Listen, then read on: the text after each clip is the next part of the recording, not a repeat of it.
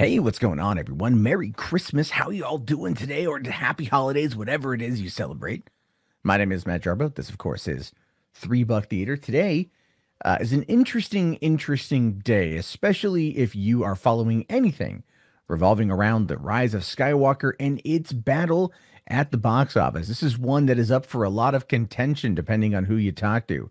Pro Rise of Skywalker fans are saying that the movie's doing pretty well, while anti Rise of Skywalker fans, anti-Disney Star Wars fans, or really just Star Wars haters in general at this point, they're out there trying to argue that the movie's doing terribly, it's doing poorly. No one is seeing it, no one is watching it. The movie itself is just crashing. It's burning worse than the Hindenburg, and the person to blame, of course, is Kathleen Kennedy here, and not George Lucas, because he's not involved, hasn't been involved for quite some time, but it's all Kathleen Kennedy's fault. Supposedly, apparently, that's what people out there are trying to say. Well, I'm here to let you know that she's not going anywhere.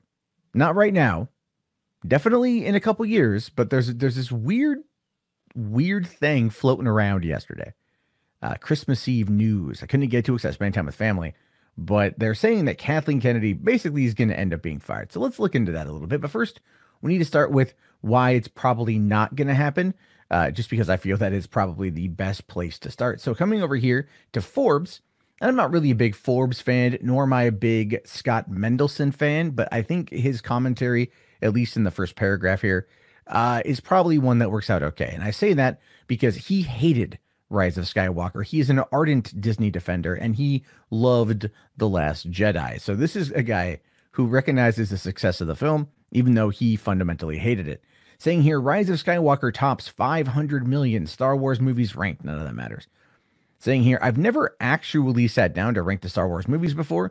Star Wars Rise of Skywalker earned 20.074 million on Tuesday for a $226 million 5-day total and a global cume of around 481 million as of last night. Since it should be passing the $500 million mark by the end of the sentence, why not today?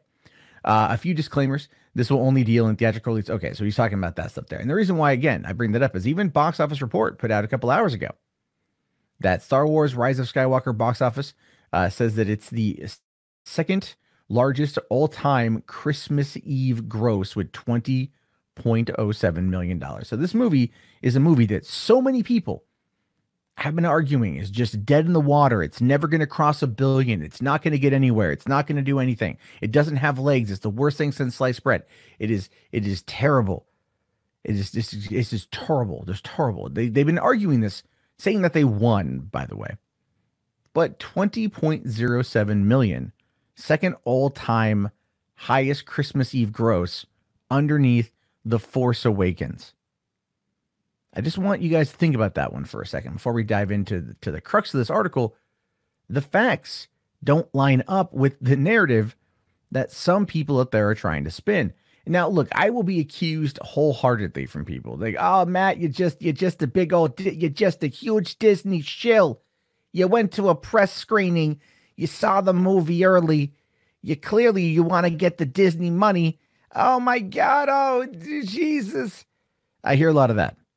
Not true at all. If the movie was terrible, I would have told you. I've watched it a couple times. I plan on seeing it again. I really like it. And apparently so do a lot of other people. Most people I've spoken with in real life, not the internet, by the way, real life, have told me point blank that they have seen it twice, plan on seeing it a third time, and it got better the more they watched it because they just had to get that first viewing out of the way to see if it was better than The Last Jedi. But the whole argument boils down to the fact that The Last Jedi is ultimately what crapped out the Star Wars fan base. That's what hurt a lot of it, was this movie was so divisive, it was so bad, it was so that people out there just said screw it, and they weren't going to go and give this one. They just wanted to see the next one and make sure that it was better.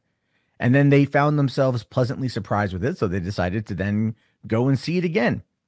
How many people have you heard said, "I've seen it twice"? Or more? Search your feelings. You know them to be true. Now, this is what the article is. This was sent to me yesterday by a viewer who was trying to argue, that Kathleen Kennedy is going to be fired over this. That Kathleen Kennedy is going to be excommunicado from anywhere ever, and that she has no like nothing to do with Mandalorian, which cracks me up. People who don't understand how movies are made or how the industry works generally don't know how the stuff plays out. Anyway, this is coming in from BGR. I'm not too familiar with the website, but I didn't want to give One Angry Gamer any actual clicks because that guy is he's an interesting one. Now it says here, the Rise of Skywalker is so bad it might get Lucasfilm's president fired. Really? Because the $500 million in less than a week, it will cross $1 billion before it hits a month. May not hit the $2 billion, probably won't hit the $2 billion, but it should probably gross more than the Last Jedi. So it's so bad it might get Lucasfilm's president fired. She's on contract until the end of 2021, by the way. So, 2 years to go. She's not going to be fired. This is just, again, this is so stupid. And this is from a couple days ago, but this has been making the rounds yesterday. Saying here that Star Wars: The Rise of Skywalker is out this weekend. It's on track to kill at the box office when it comes to ticket sales. No other film launching this weekend has a chance of outperforming, especially Cats. The Rise of Skywalker isn't quite getting ripped apart as badly as Cats is in reviews, but it's certainly not a massive success that Disney would have wanted. I've already told you that in spite of the amazing fan service we all get, there's one thing that ruins the film, the trilogy, and it may even be the original Star Wars movies that started it all. Now, anyway, he doesn't want to spoil anything for him, and I get that too. I would assume with this one, most people have seen it or they just don't care, but still, we're gonna err on the side of caution. President for Lucasfilm Kathleen Kennedy oversaw all Star Wars projects since Disney purchased the franchise a few years ago, including the new trilogy and the standalone Star Wars spin-offs. But her future involvement in Star Wars projects and anything else at Disney may be at risk. We already know that Disney plans to continue making Star Wars content, and the Mandalorian Disney Plus series is proof of that. We also know that Kevin Feige, the man whose vision made the MCU success possible, will be involved in future Star Wars plans. And this is from Disney back in December, saying, "We are excited about the projects Kathy and Lucasfilm team are working on, not only in terms of Star Wars, but also Indiana Jones and reaching into other parts of the company, including Children of Blood and Bone with Emma Watson Fox. With the close of the Skywalker saga, Kathy is pursuing a new era in Star Wars storytelling, and knowing what a diehard fan Kevin is, it made sense for these two extraordinary producers to be working on a film together." Now that, of course, there's been no real movement on that since September. And the reason why is they didn't want to take away from the opening of Rise of Skywalker. Although, all things considered, they should have probably leaned into that, in my opinion. Had Kevin Feige front and center what the plans were, and then found a, had a press release go out that said there's some kind of tie into the future, some kind of connectivity to the future. And you would have seen Kevin Feige right there in interconnected storytelling, and immediately fans would have lost their mind. Just saying, it would have been better for the marketing plan. Now, going down here, this is what we're talking about in regards to Kennedy and why I think this is getting blown out of proportion here.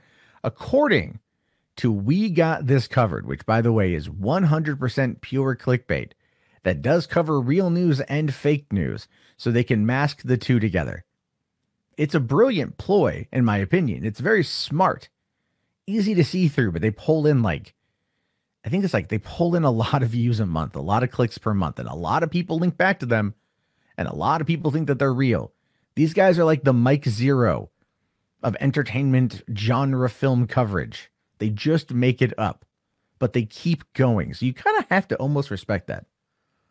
Now, it says here, sources close to WGTC, the same ones who said Blank would die in The Rise of Skywalker, and that Blank would be revealed as a traitor, both of which were true. Okay, those were Jedi Paxis leaks. Those weren't even, okay, I have to stop for a second. I'm sorry, look, I have to rant on this for a hot moment. You're gonna have to go with me on this one here. I'm sorry. So, okay, let's be fair. Let's be realistic for a hot second. When you look at The Rise of Skywalker and the leaks that came out, there were two people that leaked the plot. That would be Jason Ward of MakingStarWars.net, and that would be Jedi Paxis from Reddit. Both of those turned out to be accurate. When people are out there saying that We Got This Covered leaked the plot, they weren't the ones who leaked the plot. They pulled it from Reddit. When people out there are going to say, I guess, and I guarantee in the comment section here, that Doomcock and his leaks were true, those didn't come from him. He took them from Reddit. This is the problem with not attributing sources on the internet. People don't like to do that. They don't like to give sources, because they don't like to be called out in that regard. No, the test screenings and what was the other thing that Doomcock said? There was test screenings and there was the different types of cuts that had been put out there, that was verifiably false. That was verifiably not accurate. And that was proven multiple times by different people. And even in the case of the test screenings, J.J. Abrams himself. So that's all a load of crap. And that, again, is something that people out there need to get through their skull. They need to realize. And you might go, Matt, you're being kind of an asshole. Like, yeah, you know what? Maybe I am. Because I care about facts and I care about truth and I care about actually having the information out there in a way that you can understand and you can disseminate that isn't entirely masked in BS hyperbole and over the top nonsense in order to just elicit an emotion rather than to provide any kind of knowledgeable evidence or thought or anything like that. Right? Maybe I'm just a liberal going up against a bunch of emotion heavy conservatives. I don't know. I'm a left coast guy. Right? Maybe that's it. Maybe I'm just so full of smug and I can admit that at times I am. But I get so frustrated by people who push false and fake information and treat it as if it is real. Or even when they say, well, you know, take it with a grain of salt, and everyone else runs with it as if it's real. And they don't come out and continuously fight back against that. I do find that to be problematic as well, because they know the type of environment they're creating. They profit off of it greatly, and they don't care about the consequences. They don't care about misinformation campaigns that they are in the apex of. That's what I don't like when they're in the eye of the storm and they don't give a crap because it doesn't impact their bottom line in any other way than a net positive. I have issue with that. We are in this game to espouse our opinion, but to be knowledgeable and to be factual. And so much of this stuff surrounding this movie is neither. Is absolutely neither. Anyway, let's get back to this here. So they say here that sources, okay, anyway, have told us that Disney wants Kathleen Kennedy gone from Lucasfilm. And while it's not set in stone just yet, she's on her way out the door from what we've been told. There's a 95% chance she won't be with the company much longer. And that's really about it, saying that the report does note that Disney is considering hiring another woman as her replacement, at least in part, so it's not accused of mistreating women in power. Again, this is just a rumor for the time being, but it does make sense considering the backlash following The Last Jedi, especially Rise of Skywalker, and as well as Solo's flop. Well, again, we can always argue that there are a number of factors that went into quite literally all three of those subjects. Yes, The Last Jedi had a huge backlash because of the way that it handled legacy characters and had no real motivation and no real narrative plot. There's that, 100%. Solo flopping comes actually out to, I think it is a combination of the backlash to The Last Jedi, as well as the fact that it opened on Memorial Day weekend, a few weeks after Avengers Infinity War, as well as the weekend after Deadpool. Deadpool moved itself forward by 2 weeks in order to cut Solo off at the pass and not be impacted by it. And that ended up taking money away from Solo. And I do believe, and I still believe this, that even though Solo pulled in 88 million in its opening weekend, had Deadpool not pulled in 43 million that weekend, then we would have seen Solo pop over the $100 million mark, and we'd be living in an entirely different world. People wanted to frame it all as a negative. They want to attack. And why? Why do you constantly want to attack something that you love, right? Or you claim to love? Well, you do it because, again, as I pointed out before, it's profit driven. It's profit motivated hatred. It's such a telling point of where we are right now too. It really is, right? It's just profit motivated hatred. And a lot of you out there have seen it, and you've been commenting to me both publicly and privately about this in the last couple of weeks. And I love to see it. I love to see all of you guys coming out finally and saying enough is enough is enough is enough. We are tired of this stuff. We're not going to take it anymore. And we're just moving on. And how many people have told me that they've been unsubscribing from those kind of clickbait channels is a lot. It may be not be enough to cut into their bottom line, but there is definitely a movement of people out there that are tired of the negativity and the lies, and they want truth and they want fact and they don't want fiction, at least not in their news, but definitely in their stories. So when it comes to KK herself, right? Good old crazy KK. If you're talking, if you're pulling from Ethan Van Sciver, at least, she's going to be out in 2021. There's no question about that in my mind. There's no reason for her to stick around. Her job was to come in and to set up a sequel trilogy and to set up anthologies and to get Star Wars on track for the Disney business model. That didn't work out as well as she would have hoped, and there's no other way to describe it. But that being said, not all is lost. Star Wars is doing well on Disney Plus. People love The Mandalorian, and they're going to love a lot of the other streaming shows that are going to be coming down the pipeline.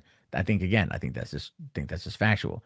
We've got, the fact that the movie itself is over $500 million in just a couple of days. It looks like it's going to be pulling in about another 91 million this weekend.